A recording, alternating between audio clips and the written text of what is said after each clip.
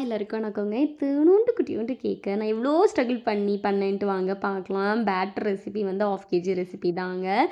டின் வந்து பார்த்தீங்கன்னா 4 inch ring வந்து எடுத்திருக்கேன். என்கிட்ட 5 இன்ச் டின்னு தான் இருந்துச்சு. 5 இன்ச் டின்ல பேக் பண்ணோம்னா பென்டோ பாக்ஸ்க்குள்ளே வைக்க முடியாது. ஸோ ரிமைனிங் பேட்டரை வந்து கப் கேக்காக வந்து பேக் பண்ணி எடுத்துக்கிட்டேங்க. இந்த ரிங்கை வேற நான் ஆயில் அப்ளை பண்ண மறந்துட்டேன். எப்படி வருமோன்னு நினச்சி பொறுமையாக எல்லா சைடும் லூஸ் பண்ணி எடுத்தேன். பரவாயில்லங்க, நல்லா ஒட்டாமல் வந்துருந்துச்சு. ரொம்ப சாஃப்டாகவும் இருந்துச்சு ஸ்பாஞ்சு. இதோட ரெசிபி வந்து நான் ஆல்ரெடி ஷேர் பண்ணியிருக்கேன். அது 1 கேஜி ரெசிபி வந்து ஷேர் பண்ணியிருப்பேன். அதை நீங்கள் ஆஃபாக டிவைட் பண்ணி எடுக்கிறப்போ உங்களுக்கு 1/2 கேஜி வந்துருங்க. பாருங்கள் எவ்வளோ சாஃப்ட் அண்ட் ஃப்ளஃபியாக இருக்குது. ஸ்லைஸ் பண்ணி பார்க்குறப்போ நல்லா க்ரம்ஸ் நல்லா இருக்குங்க. இப்போ வந்து அசம்பிள் பண்ணிடலாம். ஸ்பாஞ்சில் வந்து நான் கொஞ்சமாக ப்ளூபெர்ரி க்ரஷ் வந்து ஆட் பண்ணியிருக்கேன். சுகர் சிரப்லேயும் வந்து ப்ளூபெர்ரி க்ரஷ் வந்து ஆட் பண்ணியிருக்கேங்க. அப்புறம் விப்பிங் க்ரீம்லேயும் வந்து ப்ளூபெர்ரி க்ரஷ் ஆட் பண்ணியிருக்கேன். எசன்ஸ் வந்து நான் எங்கேயுமே யூஸ் பண்ணலாம். யூஸ் பண்ண எசன்ஸ் வந்து வெண்ணிலா எசன்ஸ் மட்டும்தாங்க. ஒரு பார்டர் மாதிரி க்ரியேட் பண்ணிவிட்டு அதுக்குள்ளே வந்து க்ரஷ் வந்து ஆட் பண்ணிடலாம். ஏன் வந்து பார்டர் க்ரியேட் பண்ணுறோன்னா, ஆட் பண்ணுற க்ரஷஸ் வந்து அந்த ஃபில்லிங்ஸ் வந்து ஊஸ் அவுட் ஆகி வெளியே வராமல் இருக்கிறதுக்காக வந்து ஆட் பண்ணுறோங்க.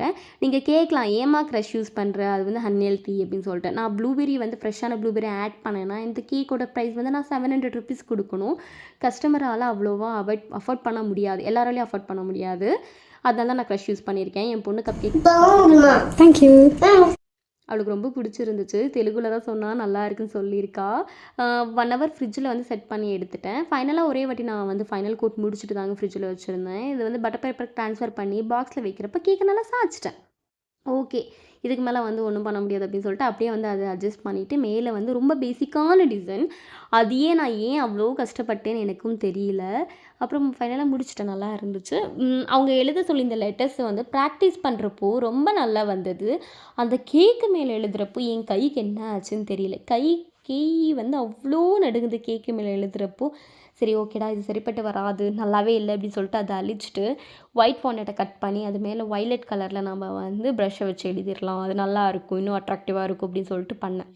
யூ வந்து ஏன் டபிள்யூ ஆச்சுன்னு எனக்கு தெரியல. சரி ஓகே, இதுக்கு மேலே ரிஸ்க் எடுக்க தேவையில்லை அப்படின்னு சொல்லிட்டு ஃபாண்டன் கட்டரில் வந்துட்டு எழுதிட்டு அந்த லெட்டர்ஸ் வந்து ப்ளேஸ் பண்ணி பார்த்தப்போ ரொம்ப சிம்பிளாக இருந்துச்சு. சரி ஓகே அப்படின்னு சொல்லிட்டு சில ஸ்ப்ரிங்கிள்ஸ் வச்சு அதை டெக்கரேட் பண்ணி ஹாப்பி பர்த்டே டாப்பர் அப்புறம் கேண்டிலை வச்சு பார்க்குறப்ப கேக் ரொம்ப நல்லா இருந்துச்சு. இந்த கேக்குக்காக நான் இவ்வளோ கஷ்டப்பட்டேன்ற மாதிரி இருந்துச்சு. கஸ்டமர் வந்து ரொம்ப நல்லா இருக்குன்ட்டு ரிவ்யூ கொடுத்துருந்தாங்க. அவங்களுக்கு நல்லா பேக் பண்ணி கொடுத்தாச்சு. இது என்னோடய ஃபஸ்ட்டு பென்டோ கேக் ஆர்டருங்க. இந்த வீடியோ உங்களுக்கு பிடிச்சிச்சுன்னா லைக் பண்ணுங்கள், ஷேர் பண்ணுங்கள், சப்ஸ்கிரைப் பண்ணுங்கள். தேங்க்ஸ் ஃபார் வாட்சிங்.